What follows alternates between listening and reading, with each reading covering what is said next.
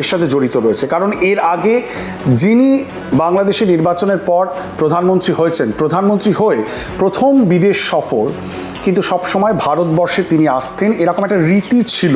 শেখ হাসিনার সময়ও তা হয়েছে, কিন্তু এবার দেখা গেল তারেক রহমান তা করলেন না।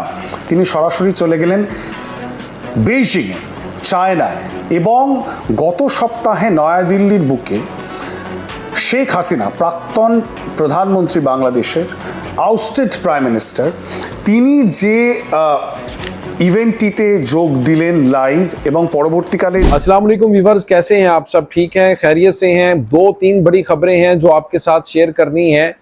अब देखें कि जो हिंदुस्तान है वो घुटनों के बल आगे गिर गया है और पाँव में पड़ गया है। अब उनके हाई कमिश्नर त्रिवेदी आते हैं आज ढाका में और तारिक रहमान के साथ एक मुलाकात होती है और जो ताल्लुकात हैं, रिलेशंस हैं, वो नॉर्मलाइज करने की बातें हो रही हैं, मिन्नतें हो रही। और फिर तारिक रहमान ने कहा कि भाई शेख हसीना को वापस करो। फिर ये एक डिमांड और भी है कि जो खूनी है इसके उस्मान हादी के, उनको भी हमें वापस दिया जाए। लेकिन इसके बीच एक और बड़ी खबर निकल कर सामने आई, वो ये कि जो रॉ के चीफ हैं, कहा जा रहा है कि वो इस वक्त ढाका में हैं और DGFI बांग्लादेश की इंटेलिजेंस एजेंसी है, उसके चीफ के साथ भी उनकी मुलाकात हुई है। ये खबर भी आ रही है कि उनकी मुलाकात तारिक रहमान के साथ भी तय है।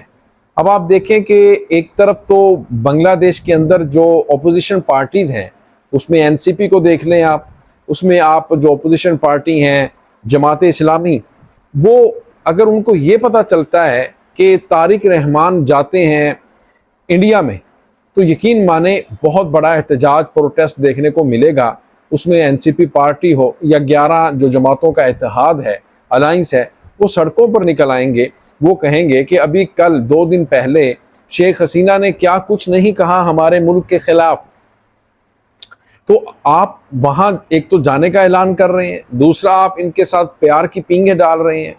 अब आप देखें कि जो रॉ के चीफ हैं, उनके आने का जो मकसद है वो यही है कि किसी ना किसी तरीके से बांग्लादेश के साथ जो रिश्ता है वो बेहतर किया जाए, क्योंकि बांग्लादेश चाइना के पक्ष में चला गया है। बांग्लादेश अपने टाइज को पाकिस्तान के साथ बेहतर कर रहा है। ये ना हो कि कहीं बांग्लादेश किसी बड़े डिफेंस पैक्ट का हिस्सा बन जाए। इसके ऊपर मैं एक अलग वीडियो में दोस्तों बात करूंगा, मैं आपको बताऊंगा कि क्या बांग्लादेश भी इस्लामी नेटो का हिस्सा बन सकता है या फिर नहीं बन सकता।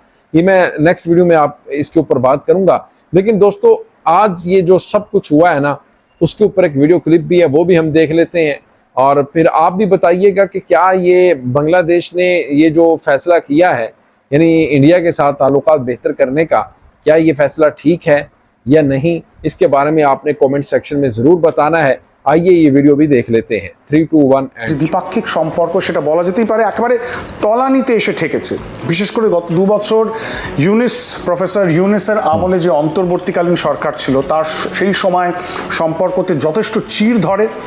তারপর এবছরের গোড়ায় যখন নির্বাচন হয় এবং তারপর তারেক রহমান তিনি প্রধানমন্ত্রী হন, নবনির্বাচিত সরকারকে বারবার ফিলার পাঠিয়েছে ভারত সরকার।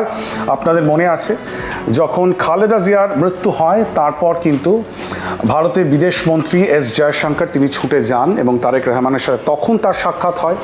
পরবর্তীকালে নতুন হাই কমিশনার পৌঁছেছেন দীনেশ ত্রিবেদী, তিনি মাত্র 2 মাস হলো সেখানে গিয়ে দায়িত্ব নিয়েছেন এবং এই 2 মাস অন্তরালের পর ফাইনালি প্রধানমন্ত্রী তারেক রহমানের সাথে তার সাক্ষাৎ কিন্তু হলো। খুব গুরুত্বপূর্ণ এই সাক্ষাৎ, কারণ এর মধ্যেই লুকিয়ে আছে আজকের এই আলোচনা। কি আলোচনা হলো এই বৈঠকে, এই সাক্ষাতের ওপর নির্ভর করছে ভারত এবং বাংলাদেশের যে সম্পর্ক, সেই সম্পর্ক কোন দিকে যাবে। 1, আগামী দিনে সেটা কতটা মসৃণ হবে না হবে না। 2, সেপ্টেম্বর মাসে যে ব্রিক্স সামিট রয়েছে নয়াদিল্লিতে, সেখানে বিমস্টেকের চেয়ার হিসেবে বাংলাদেশের প্রধানমন্ত্রী তারেক রহমান, তাকে কিন্তু আমন্ত্রণ জানিয়েছে ভারতবর্ষ, কিন্তু এখনো পর্যন্ত অফিশিয়ালি বাংলাদেশের পক্ষ থেকে স্পেসিফাই করা হয়নি তারেক রহমান ভারতবর্ষে আসবেন কিনা। অনেকগুলি বিষয় এর সাথে জড়িত রয়েছে, কারণ এর আগে যিনি বাংলাদেশের নির্বাচনের পর প্রধানমন্ত্রী হয়েছেন, প্রধানমন্ত্রী হয়ে প্রথম বিদেশ সফর কিন্তু সবসময় ভারতবর্ষে তিনি আসতেন, এরকম একটা রীতি ছিল। শেখ হাসিনার সময়ও তা হয়েছে, কিন্তু এবার দেখা গেল তারেক রহমান তা করলেন না।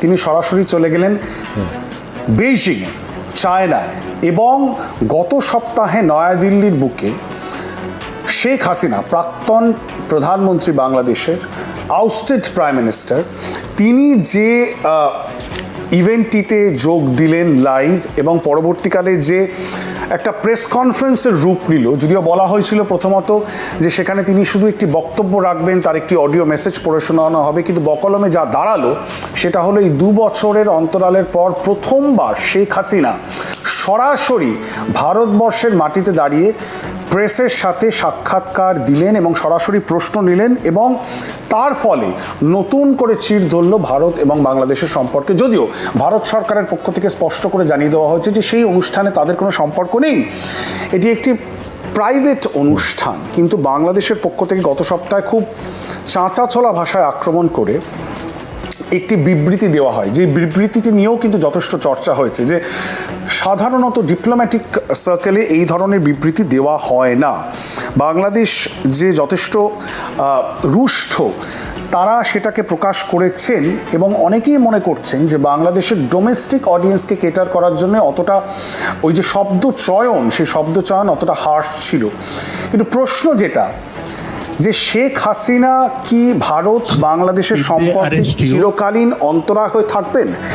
শেখ হাসিনার ইস্যুটাকে সরিয়ে রেখে ভারত এবং বাংলাদেশের সম্পর্ক কি এগিয়ে নিয়ে যাওয়া সম্ভব? 2, এবং সবচেয়ে গুরুত্বপূর্ণ বিষয় হলো, আজ নরেন্দ্র মোদীর দূত হিসাবে দীনেশ ত্রিবেদী যখন বাংলাদেশের প্রধানমন্ত্রীর সাথে দেখা করলেন, তখন তিনি কি বার্তা দিয়ে আসলেন? সেই ঘরে কি মেসেজ নরেন্দ্র মোদীর তরফ থেকে তারেক রহমানকে পৌঁছে দেওয়া হলো? শেখ হাসিনারই বা ভবিষ্যৎ কি হবে? সত্যি কি ভারত শেখ হাসিনাকে বাংলাদেশের হাতে তুলে দেবে? শেখ হাসিনা তো নিজেই বলছেন যে তিনি বাংলাদেশে ফিরে যেতে চান, এবং এই ডিসেম্বর মাসেই তিনি ফিরে যেতে চান। প্রত্যর্পণ কি হওয়া সম্ভব? এই সব বিষয়ে আমরা আলোচনা করব, এবং ঢাকার পার্সপেক্টিভ বাংলাদেশ থেকে বোঝার চেষ্টা করব। আমাদের সাথে এই মুহূর্তে সরাসরি রয়েছেন প্রফেসর পারভেজ আব্বাসি, তিনি ঢাকা থেকে আমাদের সাথে রয়েছেন। সিজিএস ঢাকার তিনি কর্ণধার, তার সাথেও আমরা আলোচনা করব। কিন্তু তার আগে আপনাদেরকে একবার শোনাই দীনেশ ত্রিবেদী গুরুত্বপূর্ণ যে সাক্ষাৎকার, তার ছবিও আপনাদেরকে একবার দেখাই। আজ এই 2 মাস পেরিয়ে যাওয়ার পর, তিনি ঢাকায় যাওয়ার পর আজ এই যে সাক্ষাৎকার হলো, এটা খুব খুব গুরুত্বপূর্ণ সাক্ষাৎকার। 2 দেশের সম্পর্ককে মসৃণ করা, সেটাকে ব্যাক অন ট্র্যাক নিয়ে আসা। দীনেশ ত্রিবেদী কিন্তু খুব পজিটিভ কিছু কথা বলেছেন। আপনাদেরকে দীনেশ ত্রিবেদীর বক্তব্য শোনাবো, এবং তার সঙ্গে সঙ্গে বাংলাদেশের বিদেশমন্ত্রী ডক্টর খলিলুর রহমান, তার বক্তব্য শোনাবো। সবার আগে শুনুন দীনেশ ত্রিবেদী এই মিটিংটি সেরে বেরোবার পর কি জানালেন। আপনার প্রধানমন্ত্রী, আমি গতকালও বলেছিলাম, উনি পাবলিকের মানুষ, আর খুবই ভাল লাগে। আর we met more as public figure. I am not a diplomat. তাহলে it was like people's representative. तो दोस्तों, आपने ये वीडियो देखी है, आपका इसके ऊपर क्या कहना है? आप फीडबैक जरूर दिया करें। मिलेंगे आपसे नेक्स्ट वीडियो में, तब तक के लिए अल्लाह हाफिज।